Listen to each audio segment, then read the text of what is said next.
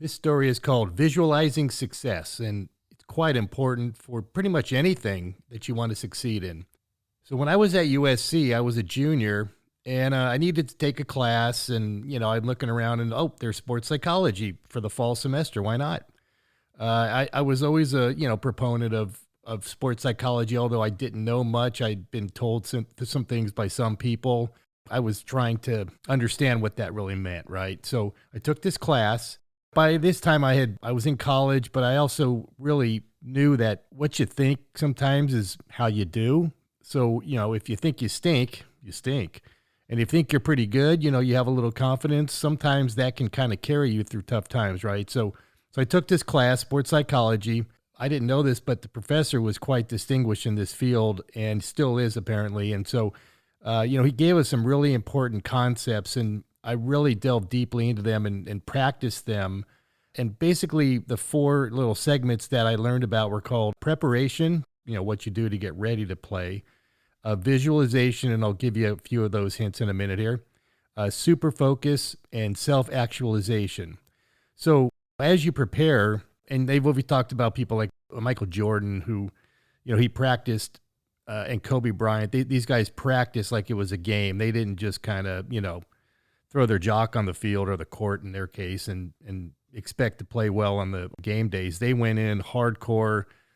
That's one of the things that I learned in that class, which I really, I practiced hard, but I really, kind of realized in this class that you have to go all out, all in to prepare properly and to perform when you're called upon. So, maybe I needed extra batting practice, or I know I needed to stay in good shape. So maybe I needed to, maybe work out a little bit more. I needed to get enough sleep. I needed to eat properly. All of these things I knew I needed to keep, my goals in sight and actually reach those goals. And without those basics in preparation, you really can't get to the next level of sports psychology. So from there, we were learning about these things called visualization and super focus. So honestly, this was a major game changer for me. I talk about it in social media. I talk about it to the players that I coach, to the teams that I've coached in the past. And so the professor had us do this little exercise in class, and it was really cool, really mind blowing, and it really worked like right away for me. So I'm just going to give you guys how this breaks down.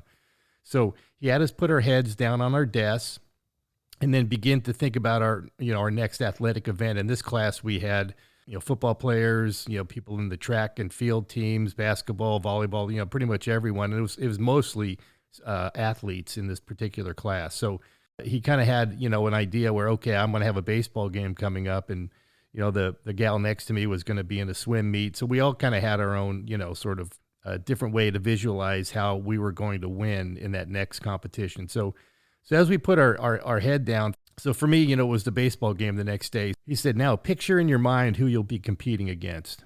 So for me, I was always thinking I'm competing against the pitcher, right? And so and he said, put a uniform on that person and put yourself in a game situation. So I immediately thought of myself, okay, I'm going to be batting against a guy who is pitching wearing a gray uniform, for example, because we were at home. And he said, okay, now in your visualization, slow everything down and super focus on your task. And that was really important. It wasn't just, I feel like I was going to see it and crush it. It was more like, okay, because our minds are so incredible, we can actually take a moment that's super fast. I mean, the ball gets out of the pitcher's hand and into the catcher's glove in a blink of an eye, but we can slow that down in our imagination. And that's what he was talking about. And so when you slow everything down, this is where you take visualization into super focus, right? So for me, that batting against the local college pitcher, I remembered how that pitcher, winded up. I remember where he released the ball. I remember like what my point of view was when I was batting. So I was looking at him through my mind's eye, looking straight at the pitcher as if, I'm in the batter's box. I mentally rehearsed this at bat over and over and over again in my head before the real thing happened the following day. And I mean, I laid there in bed and lights out, and I went through this at bat over and over again. Funny thing happened as I was visualizing, I'm seeing the ball come in. I see it being released from his hand, all of this in super slow motion. And, maybe you've seen like the Olympic bobsledders or other things in the Olympics. These athletes, they visualize their turns, going down the track. You see this with car racing. Well, right away, the benefits started to show. The number one benefit was my name was called the next day, walking up to the plate. I wasn't nervous or anxious, which was often a problem, especially as I got to college and there were more people there and there was more at stake for what I was trying to accomplish. In fact, I was quite calm and confident. It was like I had already been there, which I had because of all of the visualization exercises and the super focus. So as I go up to bat, all of a sudden, it was just me competing against the pitcher. And that was one of the biggest breakthroughs for me, that I wasn't thinking about, okay, make sure you load your bat this way and you turn your back knee that way and make sure you keep your shoulder in and keep your head down, all this stuff the coaches would tell me. I wasn't thinking about that. I was just focused on beating that pitcher. That's it. Simple. And so I took this mental exercise all the way through, and I still do this all the time, to the point where, I'm laying in bed and I had just gotten married even, and I would twitch, as we're going to bed. And my wife's like, "Did you hit that one? Did you hit that one far, Bo?" She calls me Bo. Anyway, so that big change, learning how to visualize, really works. And I do it to this day, even preparing for, business presentations, or if I'm playing music or something with my buddies.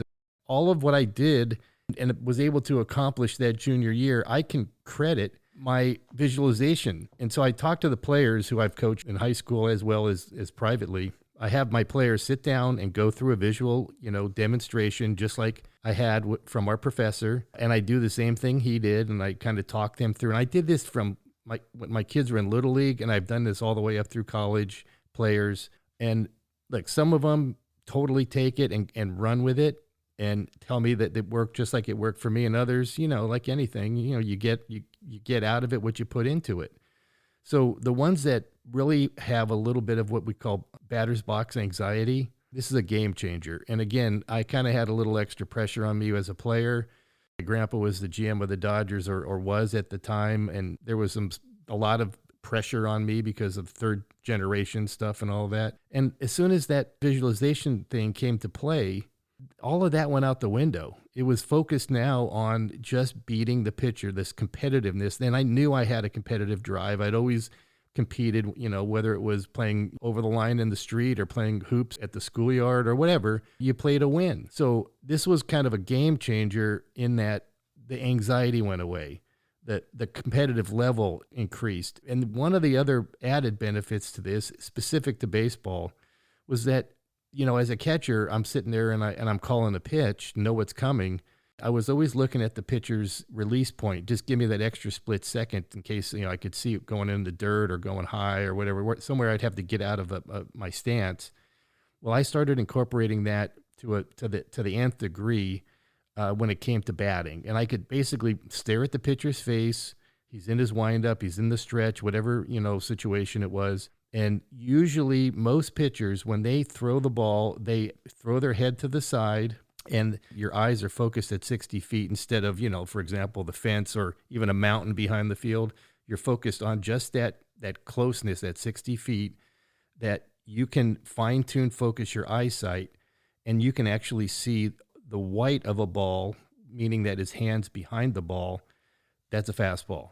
You can see the side of his hand when he's going to throw something that's not a fastball, and when it's on the side of his hand, it's a curveball or a slider. And then even another pitch that pitchers telegraph, and that's the changeup. And a lot of them fan their three fingers because they're holding the ball, in a different grip, and you can kind of see the three fingers. And then the other piece to visualization that I practiced was the spin. So when a ball comes out of a pitcher's hand and it's a fastball and you see the white coming out of his hand, the laces are spinning so fast that the ball's white. When he throws a slider or a curveball, first of all, the curveball's top spinning. So you see, and it's not the same spin rate as a fastball has. So you see, a little bit of red spinning downward. So that was another clue, like right out of his hand. Okay, that's not a fastball. Oh, it's a curveball. And, we knew what the pitchers were throwing because we talked about it. After everybody had at bats, we would talk, or we would know going into the game what this guy had. The next pitch was the slider. And when you throw a good slider, a guy who has a good slider, there's a really tight dot like the size of a dime. And you could see that dime slider coming at you. And if it's coming at your front hip, well, it's going to come over for a strike. If it's coming right down the middle, it might even break outside depending on how much it breaks, right? We're thinking of this instinctually. We see and we react because that's what you have to be. You can't just, intellectualize what's happening at the plate because everything's happening so fast. But with the slider, you see that little dime dot. Here comes a good one. When it's the size of a quarter or a $half, a big circle, that ball's a badly thrown slider. And I know this as a catcher. I didn't catch many of those pitches they weren't tight. When they're big, like a quarter or a $half, that circle, that spin is not tight. That ball's not going to break, and most often it's going to be hung. And that's ones that the guys just keep their weight back, keep their shoulder in, and crush it. Right. The next pitch is the changeup or split, which you see also nowadays a lot more than guys in my era. But when a guy throws a changeup, especially the three-finger changeup where they kind of fan it a little bit, the spin rate's even lower. When the spin rate's low, you actually can see the laces spinning. So I call that red. I mean, when you see a red ball, then here comes a changeup. Now, almost every fastball, it's going to come out of his hand, and if it comes out of his hand up, it's going to be a ball.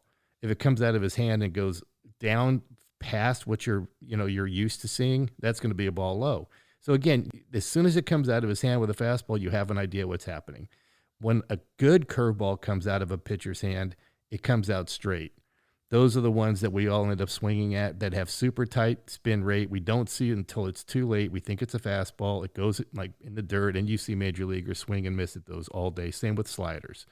So and then with the changeup as well, it comes out of their hand straight, and it could bounce, or a split comes out and it could bounce, but we swing at it because we think it's a fastball. Now, here's the little trick. When you see a breaking ball, anything other than a fastball, come up out of their hand, sit on that. As soon as you see it come up, it's not going to have the same spin rate. It's not going to have the same nastiness. And those are the pitches that we can absolutely jump on. So I can give a good example of a guy that I faced. He was a lefty. I seemed to see lefties better. He threw this slider to me. It came up out of his hand. He was probably trying to come in on me. It didn't quite get there, and he left it right over the plate, probably thigh high. And I hit it really hard. And in the case of this particular guy, Jason Klonowski, sorry, Jason, and we joke about it, but I probably hit 900 off this guy. Probably faced him 20 times. He went to University of Arizona, and he also played in the Twins organization, who I played with, I think almost every year, played against the Twins team. And he was there most of the time. So just, again, some guys you see really well and others you don't. But when the pitcher kind of lets a pitch go, and it pops up out of their hand, oh man, that's the one you got to really hit. So I tell that to my hitters all the time. When you see, it's kind of like, we used to call them a dying quail or something like that. You got to hit that. Now, let me just go into one more piece that's really important. And I've come up with this term called swing, which is spelled S''WIN''G. And what that means is you can't win unless you swing. So I am a huge proponent of having a super aggressive approach when you're up to bat. And that doesn't mean swing at everything. You obviously want to, make sure that the ball's not high. I always kind of preach that you can't hit a good fastball that's above your belly button. I always think that if the ump's going to call it, take the strike unless there's two strikes and you got to, battle. But you should not be swinging at pitches above your belly button if a guy's throwing hard until you get two strikes. And why? You can't catch up to it. And if you can't hit anything else. So one of the things that I do talk to my, especially my college guys, here's a guy throwing, let's say 93, and he is intentionally throwing high. Well, now we if we look up, we can, change the perspective and maybe you can get on top of that because that's what, his kind of MO is. But if this guy's throwing low and maybe low sinkers, you got to look low. So again, it's a chess match. All of that goes back to visualization. So when I knew a pitcher was going to be a high fastball guy, I visualized him throwing it, neck high and laying off, letter high and laying off. I was waiting for him to get one more waist high because then I could really do something with it. And then vice versa, a guy who's throwing, a sinker. He wants you to chase the sinker that you think is going to be at your thigh, and then it ends up at your knee, and you roll over. So again, these are very important things that you can learn not just by doing them, but by visualizing doing them. And you can visualize, whether you're sitting on the back of the bus on the way to the field, you can visualize before you go to bed, like I used to like to do. You can visualize in the clubhouse. I see a lot of guys when I was playing, they would just kind of go into their locker, literally fall into their locker, put something over their head, like so it was dark, and they would start thinking about the game, visualizing their offense, visualizing their defense. Pitchers would visualize hitting spots. And then when you go out into the field, it's natural. It happens naturally. So I encourage those who are coaches to teach this technique, visualization, as well as teach players, teach yourself how to do this. It's quite simple, but it's quite impactful as well. Now, some of the top athletes, and I named a few earlier, like in other sports, these athletes have created what are called, by focusing on so many positive things over the years and being successful, having confidence even when things are tough. There's a state that the best athletes get to, and it's called self-actualization. And that's when you pretty much have so much confidence that the Cy Young Award winner's pitching and you don't care. You're not nervous. You're the guy that wants to be up when the bases are loaded in the bottom of the ninth inning. Freddie Freeman showed what self-actualization looks like in the World Series last year in Game 1, if you guys remember that. This is in 2024. So I just really encourage players and coaches, if you're listening to this, try to find other material to learn a little bit more about how impactful and how strong these techniques are and how much they'll improve your game, not just the details of hitting, but also your defense, your base running. You can do all of this stuff in your mind, and then you can learn how to just compete to win. And that's all you can do in baseball. You just compete against the pitcher, or the pitcher, you compete against the batter to win. And you want to win every pitch. So hitters, swing. You can't win unless you swing.